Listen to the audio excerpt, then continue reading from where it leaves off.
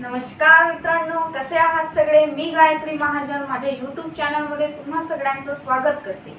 आपण बघतो आहे की गेल्या 4 दिवसापासून आपण मॅथ्सचे व्हिडिओ बघत आहे आणि काही जणांच्या कमेंट आल्या, कॉल्स आले की बेसिक इंग्लिश शिकवा। बेसिक इंग्लिशची खूप जास्त गरज आहे। मुलं आता उन्हाळ्यात खाली आहेत, त्यांना थोडंसं डोक्याला काहीतरी काम पाहिजे आहे आणि मॅथ्स त्यांना बोर होतं किंवा अधूनमधून काहीतरी चेंज हवा। आणि तसंही मी तुम्हाला म्हटलं होतं की आपण इंग्लिश ग्रामर सोबतच मॅथ्स असं दोन्ही अल्टरनेट घेणार आहोत। म्हणून आज इंग्लिशचा पहिलाच व्हिडिओ तयार करत आहे आणि तोही खूप जास्त महत्त्वाचा आहे, खूप जास्त इम्पॉर्टंट आहे आणि खूप बेसिक लेवल पासून घेणार आहे। म्हणजे वाक्याची सुरुवात कशी करायची, वाक्यामध्ये नेमके कुठले घटक असतात, काय असतं, हे सगळं हा व्हिडिओ सगळ्यांना पाठवा।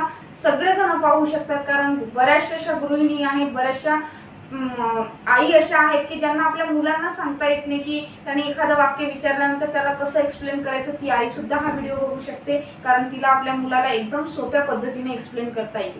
चला तर मग जराही वेळ न वाया घालवता आपण बघणार आहोत आज इंग्लिश ग्रामरचा पहिला व्हिडिओ।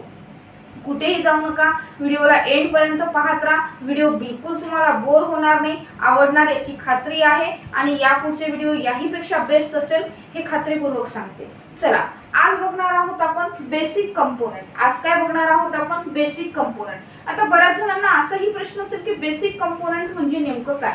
बेसिक कंपोनेंट म्हणजे मुख्य मूलभूत घटक। मूलभूत घटक, आता एखादी गोष्ट तयार करण्यासाठी आपल्याला मूलभूत घटक लागतात। जसं की आई भाजी बनवते, भाजीसाठी आईला काय काय लागतं, बरोबर आहे ना? भाजी लागते, कांदा लागते, मसाला लागतो, तेल लागतो, हे सगळं लागतं, त्याशिवाय भाजी बनणार नाही। मग तसंच आपल्याला इंग्लिश भाषा शिकायची आहे, आपल्याला एखादं वाक्य बनवायचं आहे, त्यासाठी आपल्याला काहीतरी बेसिक कंपोनेंट लागणार आहेत, त्याला म्हणायचं मूलभूत घटक। मग आता ते बेसिक कंपोनेंट कुठले? तर बेसिक कंपोनेंट आपण आज 3 बेसिक कंपोनेंट पाहणार आहोत। पहिला आहे सब्जेक्ट। हा सब्जेक्ट तो नाही बरं का, विषय नाही। इंग्लिश ग्रामर मधला सब्जेक्ट म्हणजे कर्ता काय आहे ते मी डिटेल मध्ये सांगते। त्यानंतर सेकंड बघणार आहोत आपण वर्ब। सेकंड बघणार आहोत आपण वर्ब। वर्ब म्हणजे क्रियापद, ज्याला की आपण मराठी व्याकरणामध्ये काय म्हणतो? क्रियापद म्हणतो। आणि तिसरा बघणार आहोत आपण ऑब्जेक्ट। तिसरा बघणार आहोत आपण ऑब्जेक्ट। पहिले सब्जेक्ट बद्दल जाणून घेऊया। सब्जेक्ट म्हणजे काय? तर सब्जेक्ट म्हणजे अशी गोष्ट जी वाक्यामध्ये मुख्यतः उद्देशून सांगितली जाते, ज्याला वाक्यामध्ये उद्देशून बोलल्या जातं, जो वाक्यामध्ये मेन असतो, जो क्रिया करणारा असतो, त्याला म्हणायचं सब्जेक्ट। आता एक साधं वाक्य सांगते, मी आंबा खाते। ठीक आहे, मी आंबा खाते। खाणारा कोण? मी। खाणारा कोण? मी। मग मी काय झालं? त्या वाक्यातला सब्जेक्ट झाला। मराठीमध्ये यासाठी सांगते कारण जेवढं आपण बेसिक लेवल आणि जेवढं आपण आपल्या मातृभाषेतून लवकर समजून घेतो एखादी गोष्ट, तेवढं आपल्याला इंग्लिश मधून समजायला थोडा वेळ लागतो, बरोबर आहे? आता काही जणांचं म्हणणं असेल की ग्रामर इंग्लिशचं शिकवताय आणि वाक्य सगळे उदाहरणं मराठी देताय, असं काहीही नाही। I at a mango, okay. आणि बेसिक्स जे आहेत आपले सेंटेन्स जे आहेत ते एकदम छोटे घ्यायचे, कारण छोट्या गोष्टीवरून मोठ्या कन्सेप्ट लवकर बिल्डअप होतात। छोट्या गोष्टी जेवढ्या चांगल्या समजून घ्या तुम्ही, जितकं लहान होऊन शिकाल तितकं खूप छान पद्धतीने शिकल्या जातं। क्लिअर आहे एवढं सगळ्यांना? सब्जेक्ट म्हणजे काय? तर जो वाक्याच्या सुरुवातीला येतो, ज्याच्याबद्दल वाक्यामध्ये बोलल्या जातं आणि जो वाक्यामध्ये क्रिया करणारा असतो, त्याला म्हणायचं सब्जेक्ट। त्याला म्हणायचं सब्जेक्ट। मग सब्जेक्ट प्रत्येक वेळेस एखाद्या व्यक्तीचं नावच असेल का? हो नाही, गरज नाही। ते एखाद्या व्यक्तीचं नाव असू शकतं, वस्तूचं नाव असू शकतं, एखाद्या स्थळाचं नाव असू शकतं, फुलाचं, प्राण्याचं, कशाचंही नाव असू शकतं। Name of anything is also be a subject. ठीक आहे, सब्जेक्ट म्हणजे काय? तर एखाद्या गोष्टीबद्दल वाक्यामध्ये मुख्यतः बोलल्या जातं, वाक्याच्या सुरुवातीला ज्याचा उल्लेख होतो आणि जो वाक्यामध्ये क्रिया करणारा असतो, त्याला म्हणायचं सब्जेक्ट। त्याला काय म्हणायचं? सब्जेक्ट। क्लिअर आहे इथपर्यंत? याचं एक एक्झाम्पल बघा, आय ईट अ मँगो।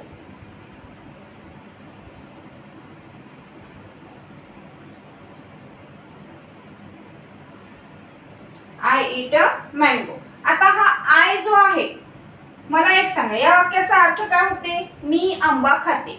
खाणारी कोण? क्रिया करणारा कोण आहे? आय, मी। मग हा आय काय झाला? या वाक्यामधला सब्जेक्ट झाला। या वाक्यामधला आय काय झाला? सब्जेक्ट झाला।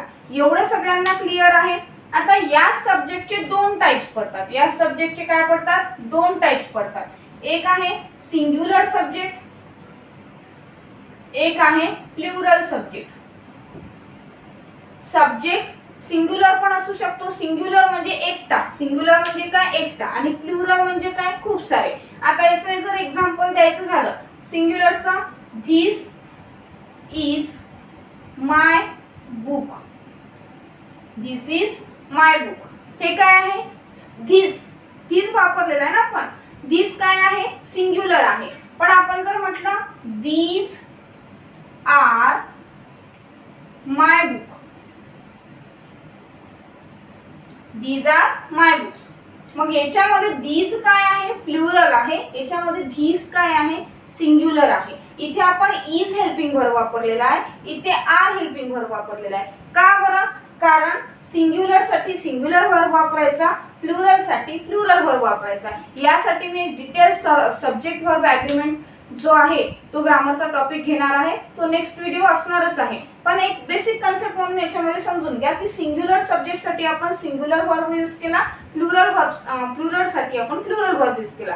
क्लिअर आहे? पुन्हा एकदा बघा, सब्जेक्ट म्हणजे काय? तर सब्जेक्ट म्हणजे अशी गोष्ट जी वाक्यामध्ये मेन आहे, जी वाक्याच्या सुरुवातीला वापरल्या जाते आणि वाक्यामध्ये क्रिया करणारा जो आहे त्याला म्हणायचं सब्जेक्ट. त्यालाच मराठीमध्ये कर्ता असं म्हटलं जातं. मराठीमध्ये काय म्हटलं जातं? कर्ता. क्रिया करणारा कोण? कर्ता. मग कर्ता म्हणजेच काय? Subject. I eat a mango. ठीक आहे. आणखी एक एक्झाम्पल देते. Birds fly in the sky. Birds fly in the sky.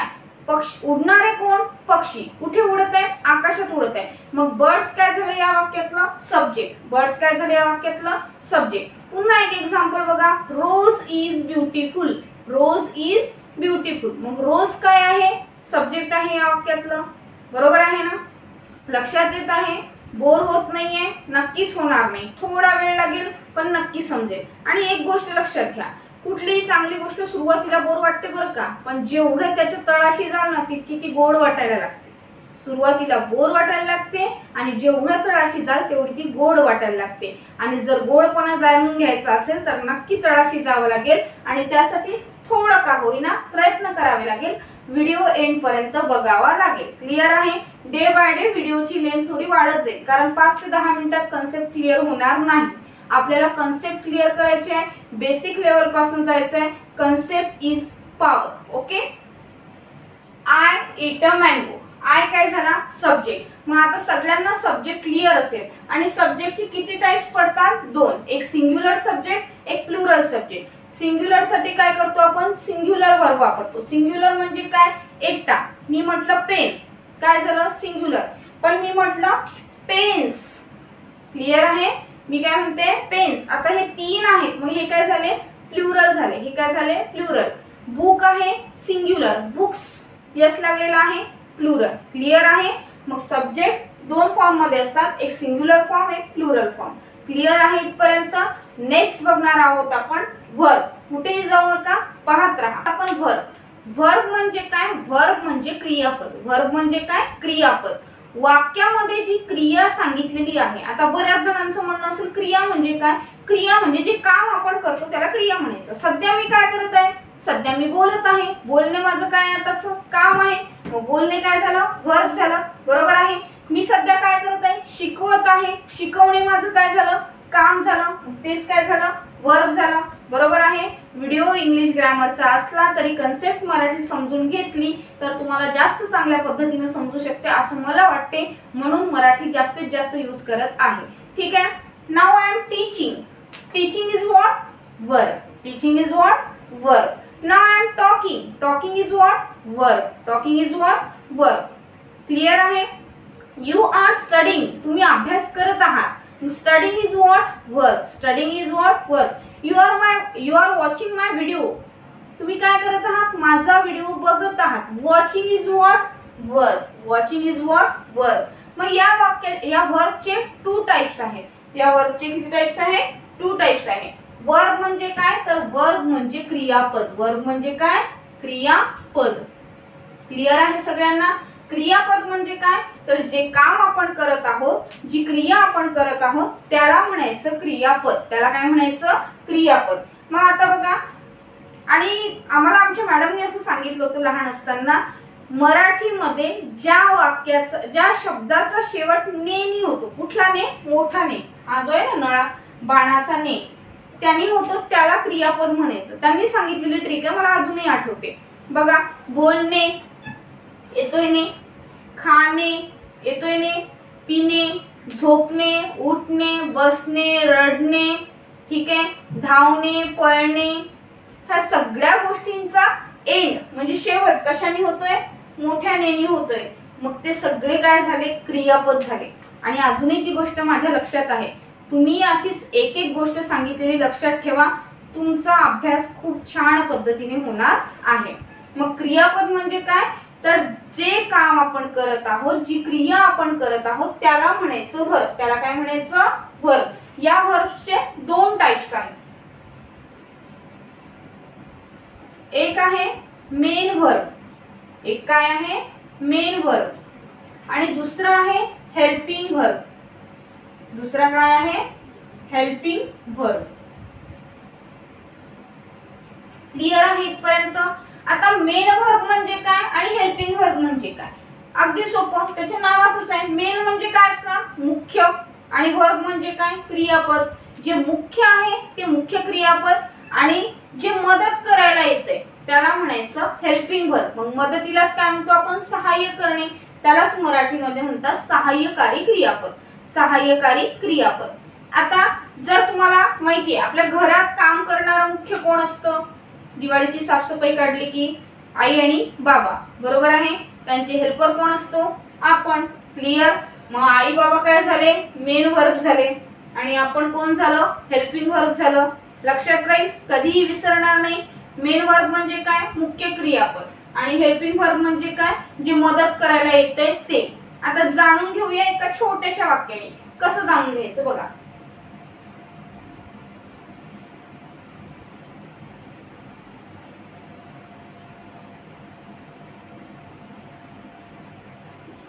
We are watching movie. We are watching movie. याचा मीनिंग काय होतो की आम्ही सगळे काय करत आहोत, मूवी बघत आहोत, बरोबर आहे. मग आता या वाक्याची उकल केली, बघणारे कोण, क्रिया करणारे कोण, वी. मग वी काय झालं, सब्जेक्ट. वी काय झालं, सब्जेक्ट. क्लियर आहे. आता बघा, नेमकं काम कोणतं चालू आहे, पाहण्याचं. काम कोणतं चालू आहे, पाहण्याचं. मग जे काम चालू असतं त्याला म्हणायचं मेन वर्ब. त्याला काय म्हणायचं, मेन वर्ब. मी सध्या बोलत आहे, माझं बोलण्याचं काम चालू आहे, माझं मेन वर्ब कुठलं आहे, talking. I am talking now. Clear आहे. मग talking is what, main verb. आणि आता मागे यायचं, मेन वर्बच्या आधी जो शब्द आलेला आहे त्याला मी हायलाइट करते बघा. मेन वर्बच्या आधी जो शब्द आलेला आहे आर, याला म्हणायचं हेल्पिंग वर्ब. याला काय म्हणायचं, हेल्पिंग वर्ब. मग आता बऱ्याच जणांचं म्हणणं असेल की प्रत्येक वेळेस आरच येईल का, नाही. तुम्ही बघा, वी म्हणजे काय होते, आम्ही. वी म्हणजे काय होते, आम्ही. आम्ही म्हणजे किती जण रे, एक जण का, नाही, खूप सारे जण. मग जेव्हा खूप सारे जण आहेत, वर्ब आपला सब्जेक्ट काय आहे, प्लुरल आहे. सब्जेक्ट प्लुरल आहे म्हणून वर्ब पण काय आला, प्लुरल आला, आर आलेला आहे. समजा इथे असतं रोहन, एक नाव असतं, रोहन एकटा आहे की नाही, मग काय असतं, Rohan is watching movie. Rohan is watching movie. एकटा असतं तर काय असतं, इज आलं असतं. आय साठी इज येतं का, नाही. आय साठी काय ना, एम. ऑलवेज एम, बरोबर आहे. आय एकटा असला तरी आय. आपण एकदम वेगळे आहोत की नाही, मग काहीतरी वेगळंच असलं पाहिजे आपल्यासाठी. आय साठी काय वापरतो आपण, एम वापरतो. हे तर सगळ्यात लहानात लहान मुलांना सुद्धा माहिती आहे. I am dancing, I am talking, बोलता की नाही तुम्ही हे वाक्य. मग आय म्हणजे काय, तर आय साठी काय येणार, एम येणार. मग आता पुन्हा बघा, वी सब्जेक्ट आहे, प्लुरल सब्जेक्ट आहे, म्हणून वी साठी काय आलेला आहे, आर आलेला आहे, बरोबर आहे. सब्जेक्ट आणि बघण्याची क्रिया चालू आहे म्हणून ते काय झालं, मेन वर्ब झालं. बघण्याची क्रिया चालू आहे म्हणून ते काय झालं, मेन वर्ब झालं. बघणारे कोण आहे, वी, ते काय झालं, सब्जेक्ट झालं, बरोबर आहे. क्रिया करणारा जो असतो तो सब्जेक्ट असतो। त्यानंतर जी क्रिया चालू आहे, जे काम चालू आहे त्याला आपण वर्ब म्हणतो आणि त्यालाच मेन वर्ब म्हणायचं, त्यालाच काय म्हणायचं, मेन वर्ब। आणि त्याच्या आधी कोणीतरी आलेलं आहे, त्याच्या आधी कोणीतरी आलेला आहे, तो झाला हेल्पिंग वर्ब। त्याला मदत करायला म्हणून कोणीतरी आले, तो झाला हेल्पिंग वर्ब। क्लियर आहे? असं म्हणून पाहता पुन्हा हा शब्द जो आहे मी यावर हात ठेवते, हा वर्ड स्किप करा। वी वॉचिंग मूवी चांगलं वाटतं का रे? नाही ना, काहीतरी राहिल्यासारखं वाटतं सेंटेन्स मधलं। आता बघा, वी आर वॉचिंग मूवी, वाक्य पूर्ण झाल्यासारखं वाटत आहे। मग हाच फरक आहे। या वॉचिंगला ना एकट्याला यायला भीती वाटते, त्याला कुणाची तरी मदत पाहिजे, तो एकटा येणार नाही, तो मदतीला कोण घेऊन येणार, हेल्पिंग वर्ब घेऊन येणार। क्लियर आहे? We are watching movie. मग दोन गोष्टी समजल्या। मेन वर्ब म्हणजे काय, जे काम आपण करत आहोत, जी मुख्य क्रिया वाक्यामध्ये सांगितलेली आहे त्याला म्हणायचं मेन वर्ब, त्याला काय म्हणायचं, मेन वर्ब। आणि हेल्पिंग वर्ब म्हणजे काय, तर मेन वर्बच्या आधी येणारा जो शब्द आहे, जो मेन वर्बला मदत करत आहे त्याला म्हणायचं हेल्पिंग वर्ब, त्याला काय म्हणायचं, हेल्पिंग वर्ब। आणि नेक्स्ट आहे आपलं ऑब्जेक्ट। नेक्स्ट काय आपलं ऑब्जेक्ट। बघत राहा, कुठेही जाऊ नका। खरं तर हा जो वर्ब टॉपिक आहे, हा वर्ब टॉपिक खूप डिटेल मध्ये मला तुम्हाला शिकवायचा आहे। अगेन मेन वर्बचे 4 टाइप्स पडतात, MV1, MV2, MV3, MV4। त्याचे नाव आहे present form, past form, present participle, past participle. त्यानंतर हेल्पिंग वर्बचे सुद्धा फॉर्म्स आहेत, टू डू चे फॉर्म आहे, टू बी चे फॉर्म आहे, टू हॅव चे फॉर्म्स आहेत, त्यानंतर मॉडल ऑक्सिलरी आहे।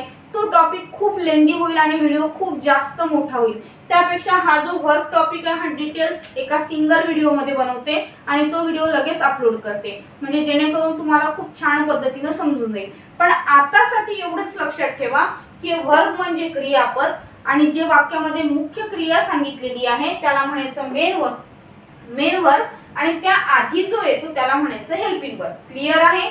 सब्जेक्ट समजला, वर्ब समजला आणि वर्ब मधले मेन वर्ब कुठले आणि हेल्पिंग वर्ब कुठले, ही गोष्ट तुम्हाला आता तरी समजलेली आहे असं गृहीत धरते आणि पुढचं चालू करते ऑब्जेक्ट। कुठेही जाऊ नका, बघत आहोत आपण ऑब्जेक्ट। ऑब्जेक्ट म्हणजे काय, तर ऑब्जेक्ट म्हणजे कर्म। ऑब्जेक्ट म्हणजे काय, कर्म। आता तुम्हाला समजलं सब्जेक्ट म्हणजे काय, जो वाक्यामध्ये क्रिया करणारा असतो त्याला काय म्हणणार, सब्जेक्ट। जो वाक्यामध्ये क्रिया करणारा आहे तो काय झाला, सब्जेक्ट। जी काम आपण करत आहोत, जी क्रिया आपण चालू आहे त्याला म्हणतो आपण क्रियापद, त्याला काय म्हणतो आपण, क्रियापद। मग आता कर्म कोणाला म्हणायचं, डोक्यात प्रश्न आहे की नाही। कर्म म्हणजे काय, तर ज्या गोष्टीवर क्रिया होते त्याला म्हणायचं कर्म, ज्या गोष्टीवर क्रिया होते त्याला म्हणायचं कर्म। आता एक साधं वाक्य सांगते, आधी मराठीत सांगते। मी बोर्डवर लिहिते आहे, मी बोर्डवर लिहिते आहे। मला एक सांगा, लिहिणारा कोण, मी काय झालं, सब्जेक्ट। क्लियर आहे इथपर्यंत? क्रिया कोणती चालू आहे, लिहिण्याची। क्रिया कोणती चालू आहे, लिहिण्याची। लिहिणे काय झालं, वर्ब झालं। लिहिणे काय झालं, वर्ब झालं।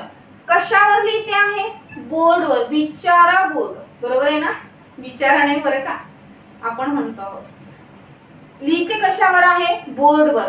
मग बोर्ड काय झालं, ऑब्जेक्ट। म्हणजे क्रिया कोणावर चालू आहे, बोर्डवर। क्रिया कोणावर चालू आहे, बोर्डवर, म्हणून बोर्ड काय झाला, ऑब्जेक्ट। बोर्ड काय झाला, ऑब्जेक्ट। समजलं? आणखी सध्या उन्हाळा चालू आहे आणि सगळ्यांचं आवडतं जे फळ आहे आंबा, त्याचं एक एक्झाम्पल देते। I eat a mango, I eat a mango. बघा, I eat a mango. Clear? I काय झाला, सब्जेक्ट। का बरं सब्जेक्ट, मी आंबा खाते, खाणारी कोण, मी, काय झालं, सब्जेक्ट, बरोबर आहे। क्रिया कशाची चालू आहे, खाण्याची, म्हणून हे काय झालं, वर्ब। हे काय झालं, वर्ब। खाल्ल्या कोणाला जातंय, खाण्याची क्रिया कोणावर चालू आहे, ऑब्जेक्ट वर। मग ऑब्जेक्ट कुठला झाला आपला, आंबा। कुठला झाला आपला, आंबा। क्लियर आहे की नाही? मग हे काय झालं, ऑब्जेक्ट। क्लियर आहे, समजलं, आलं लक्षात? बघा, आय ईट अ मँगो, खाणारा कोण, सब्जेक्ट। क्रिया कोणती चालू आहे, खाण्याची, त्याला म्हणायचं वर्ब, बरोबर आहे। अ मँगो काय आहे? ऑब्जेक्ट, कारण खाण्याची क्रिया कोणावर होत आहे? बिचाऱ्या आंब्यावर. बरोबर आहे. मला माझ्या ऑफलाईनची मुलं विचारतात, टीचर तुम्ही नेहमी हेच एक्झाम्पल का देता? कारण मला माझ्या टीचरनी पण हेच एक्झाम्पल दिलं होतं. तेव्हा माझ्या डोक्यात पण एकच प्रश्न यायचा की दरवर्षी आपण हेच एक्झाम्पल का शिकतो? तेव्हा आता मला पोरांना सांगायचं आहे की जेवढं छोटं एक्झाम्पल घेऊन तुम्ही शिकाल तेवढी तुमची कन्सेप्ट काय होते? स्ट्रॉंग होते. लहान गोष्टीवरून मोठी गोष्ट लवकर समजते. क्लिअर आहे सगळ्यांना? I eat a mango. जसं की